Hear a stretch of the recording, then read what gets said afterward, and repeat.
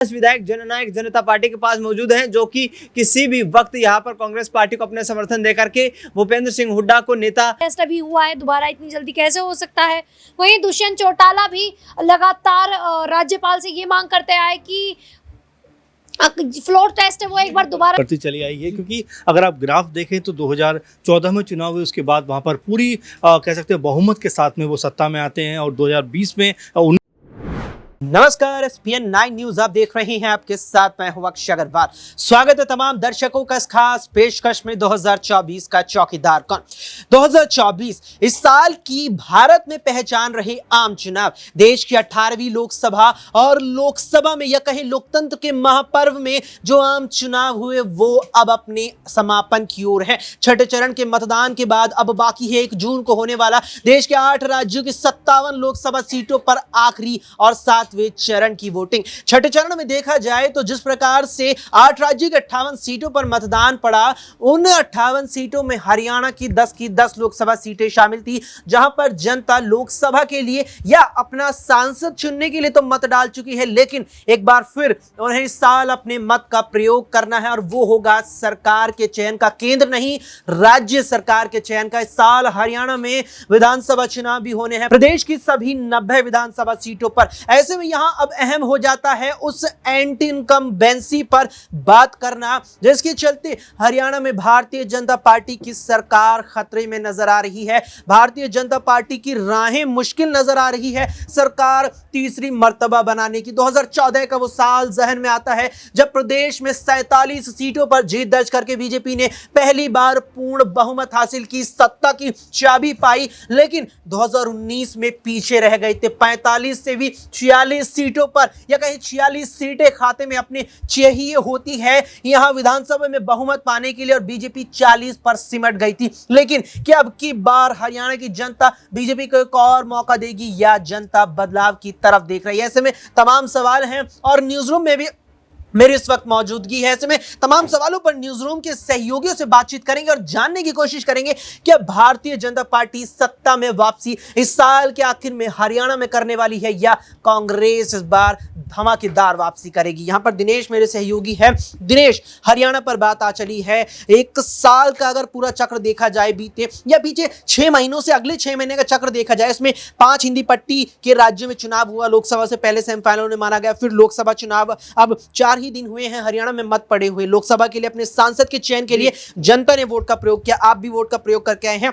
अब वोट का इस्तेमाल फिर करना है हरियाणा की जनता को, सरकार चुननी है प्रदेश की। जो कुछ तमाम चीजें नजर आ रही हैं, जो प्रदेश में एंटी इनकम्बेंसी जिसका लगातार यहां पर जिक्र हो रहा है, बीजेपी के खिलाफ है माहौल, तमाम चीजों तमाम बयानों के आधार पर, क्या उसके चलते हरियाणा में अब की बार बीजेपी सरकार नहीं दोहरा पाएगी? देखिए अक्षय, आपने बिल्कुल सही कहा कि यहाँ पर जो ये लोकसभा का चुनाव है ये हरियाणा विधानसभा चुनाव के सेमीफाइनल का तरीके से हम देख सकते हैं, क्योंकि यहाँ जो आंकड़े आएंगे वो महज 3 महीने के बाद ये तय करेंगे कि हरियाणा में किसकी सरकार बनने वाली है। मनोहर लाल खट्टर से इस्तीफा मांगा गया, दिग्गज नेताओं से बीजेपी हाईकमान ने कोई बातचीत नहीं की, नायब सिंह सैनी को सिर्फ इसलिए चेहरा बनाया गया ताकि भारतीय जनता पार्टी जो चौंकाने वाले फैसले लेती रहती है, ताकि एक बार फिर से यहाँ पर जो है तमाम एंटी इनकम्बेंसी को खत्म किया जाए। लेकिन ऐसा होता हुआ प्रतीत नहीं हुआ, क्योंकि जो धरातल के मुद्दे थे हरियाणा में, उन धरातल के मुद्दों को नायब सिंह सैनी को सीएम की कुर्सी पर बैठा करके बीजेपी हाईकमान खत्म नहीं कर पाई। आपने देखा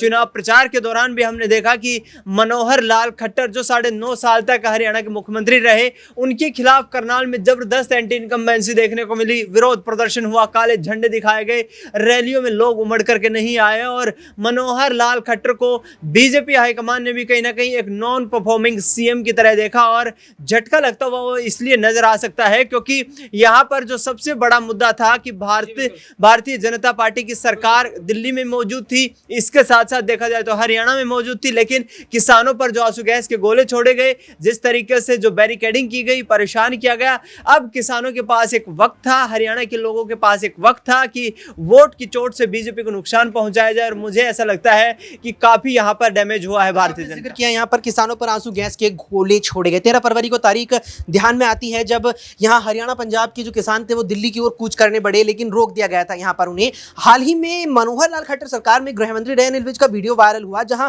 वो अंबाला के गांव में पहुंचे, किसानों ने घेर लिया। उन्हें घेरते ही पूछते हैं कि आपके शासनकाल में पुलिस ने किसानों पर लाठियां बरसाई, पुलिस ने किसानों पर आंसू गैस के गोले दागे, और उस पर यहाँ खामोश अनिल विज नजर आए थे, कहते नजर आए थे कि हाँ मेरी गलती थी, मैं जिम्मेदार था। क्या अनिल विज के उस बयान को आधार विपक्ष बना सकता है? क्या चौटाला आधार बनाएंगे? क्या कहीं ना कहीं भूपेंद्र सिंह हुड्डा इसको आधार बनाकर बीजेपी को विधानसभा में घेरेंगे? देखिए अक्षय, अब हरियाणा में जो है लोकसभा चुनाव में छठे चरण में जो मतदान था वो संपन्न हो चुका है, और जाहिर तौर पर जिस तरीके का जो माहौल देखने को मिला वो वाकई कहीं ना कहीं अब बीजेपी के लिए चिंताजनक विषय था। इसी बात पर आज जो है चंडीगढ़ में प्रेस कॉन्फ्रेंस की गई। चौधरी उदयवान सिंह हरियाणा कांग्रेस पार्टी के प्रधान हैं, उन्होंने यहाँ पर जिस तरीके से जो बयानबाजी की है, नायब सिंह सैनी से इस्तीफे की मांग कर डाली, राज्यपाल से मुलाकात के लिए भी उन्होंने पत्र लिखा है, और ये कहा गया है कि वर्तमान में 13 विधायक जो है माफ कीजिए 33 विधायकों का समर्थन कांग्रेस पार्टी के पास मौजूद है। 10 विधायक जननायक जनता पार्टी के पास मौजूद हैं, जो कि किसी भी वक्त यहाँ पर कांग्रेस पार्टी को अपने समर्थन देकर के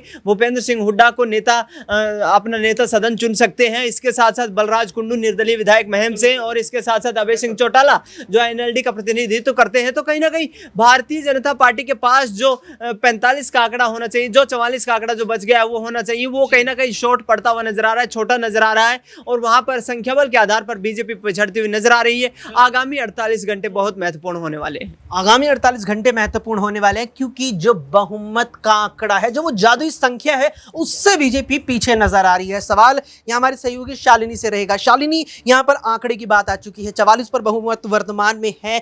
ये तो कहीं ना कहीं सवाल लगातार रहेगा जब तक ये जो मौजूदा हरियाणा विधानसभा का कार्यकाल खत्म नहीं होता। सवाल ये है, क्या जो 46 का जादुई आंकड़ा है हरियाणा विधानसभा में सत्ता तक पहुंचने का, क्या भाजपा उसे इस साल फिर से वापस पा पाई?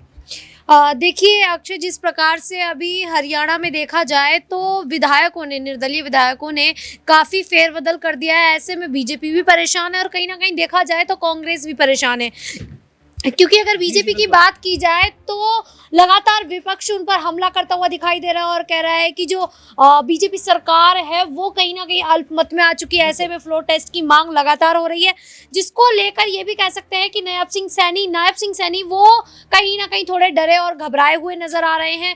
ऐसे में वो कुछ बयान भी देते नजर आए, वो कहते नजर आए कि फ्लोर टेस्ट अभी हुआ है, दोबारा इतनी जल्दी कैसे हो सकता है।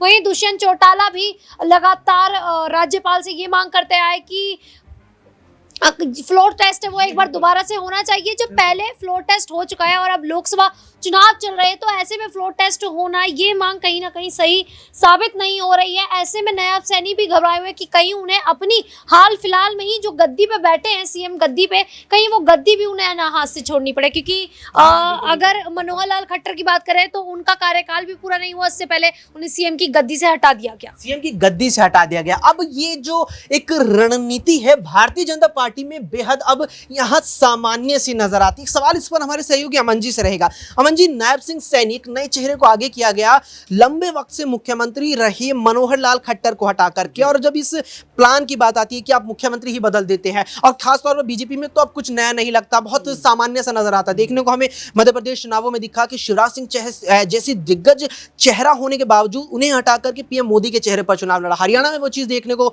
यहाँ पर अब मिल सकती है, साथ ही राजस्थान में मिली, साथ ही साथ इसके अलावा छत्तीसगढ़ में मिली।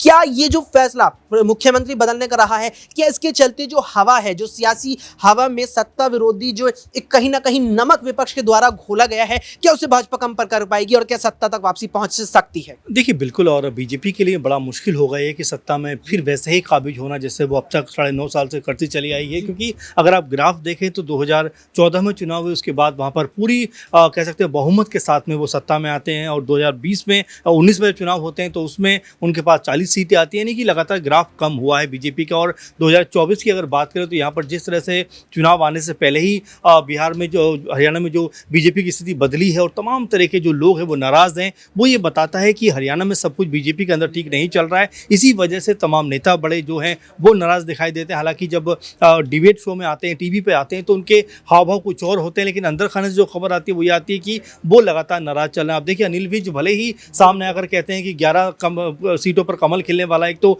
10 सीटें लोकसभा की और विधानसभा जहाँ से नायब सिंह सैनी खड़े हुए हैं वो भी जो चुनाव है सीट है वो बीजेपी जीतने वाली है। लेकिन अगर हम इसकी आकलन करें तो नज़र आता है कि कई सीटों पर बीजेपी कमज़ोर दिखाई देती है अक्षय। और यहाँ पर सबसे अहम ये है कि अगर 5 से 6 सीटें बीजेपी यहाँ से हारती है या 5-6 सीटों पर जीतती है, तब भी उसके लिए जो स्थिति है वो कोई बहुत बेहतर नहीं कही जा सकती, क्योंकि आने वाले 3-4 महीने के अंदर विधानसभा चुनाव है। ऐसे में अगर बीजेपी को यहाँ पर 3-4 या 5 सीटों पर सिमटना पड़ा तो आने वाले विधानसभा चुनाव में बीजेपी के लिए बेहद मुश्किल हो सकती है। और जो सत्ता पर लगातार 2 बार से काबिज है, सत्ता से भी उनको हाथ धोना पड़ सकता है। सत्ता से हाथ धोना पड़ सकता है क्योंकि राहें मुश्किल हो सकती हैं। और इसका अंदाजा अब 4 जून को जो परिणाम आएंगे, मतगणना जब होगी हरियाणा की 10 की 10 लोकसभा सीटों पर पड़े मतदान के बाद, उससे लग जाएगा। क्योंकि ये आम चुनाव हरियाणा में इस साल होने वाले विधानसभा चुनावों के सेमीफाइनल भी कहे जा रहे हैं। क्योंकि हरियाणा की जनता जिस सोच के साथ 10 की 10 लोकसभा सीटों पर मतदान करने पहुंची, कहीं ना कहीं वो एक बार फिर से 90 विधानसभा सीटों पर मतदान करते हुए भी रहने वाली है। पहले तो यह देखना दिलचस्प रहेगा कि भारतीय जनता पार्टी हरियाणा में कितनी सीटें जीतती है 10 में से, क्योंकि 19 और 14 में लगातार यहां प्रदर्शन बढ़िया हुआ है और बेहतर हुआ है। लेकिन क्या अब की बार ग्राफ नीचे गिर रहा है? क्या कुछ इस पर आपकी राय है, क्या मानना है? कमेंट बॉक्स में हमें कमेंट करके जरूर बताएं। फिलहाल के लिए इतना ही। देश दुनिया की तमाम खबरों के लिए देखते रहें SPN9।